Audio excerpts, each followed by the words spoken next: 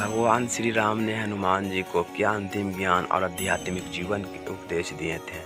श्री रामचंद्र जी कहते हैं, हे मेरे प्रिय भाई नंदन, इस भौतिक संसार में जो जन्म ले चुके हैं, जो जन्म लेने वाले हैं, जो शरीर त्याग चुके हैं, उन सब को तथा अपने प्राय सभी कार्यों को मैं भली भांति जानता हूँ। जीव अपने कर्म के अनुसार अकेला ही जन्म लेता है और अकेला ही मृत्यु को प्राप्त होता है।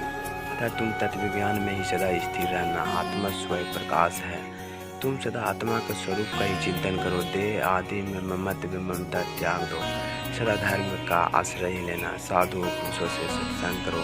संपूर्ण इंद्रियों का दमन करो। दूसरों के दोष की चर्चा से दूर रहना। शिव और विष्णु देवों की सदा पूजा करना। सर्वदा सत्य शब्द बोलो।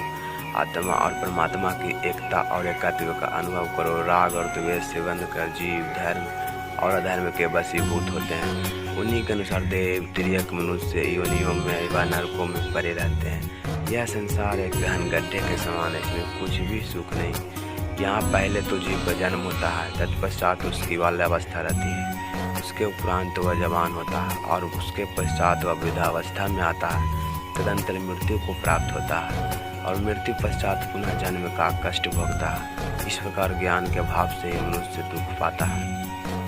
अज्ञान की निवृत्ति हो जाने पर उसे उत्तम सुख की प्राप्ति होती है। अज्ञान की निवृत्ति ज्ञान से ही होती है। ज्ञान पर ब्रह्म परमात्मा का स्वरूप है।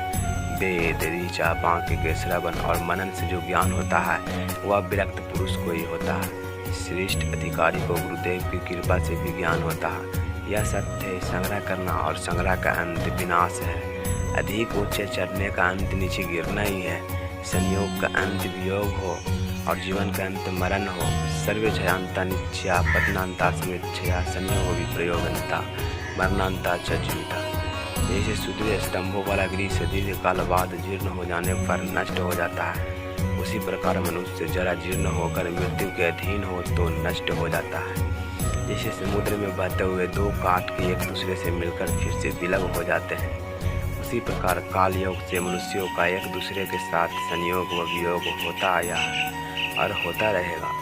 इसी प्रकार स्त्री पुत्र भाई क्षेत्र धन यह सब कभी कुछ काल के लिए एकत्र होते हैं और फिर अन्यत्र चले जाते हैं। जीवों के शरीर जिस प्रकार उत्पन्न होते हैं और फिर नष्ट हो जाते हैं, उसी प्रकार आत्मा का जन्म और मरण नहीं होता।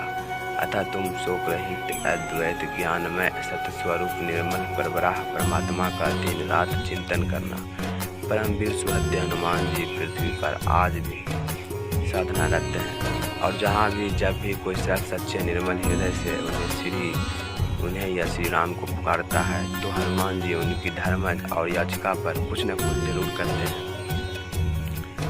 उनके भक्त कभी भी निराशा में नहीं रहते हैं।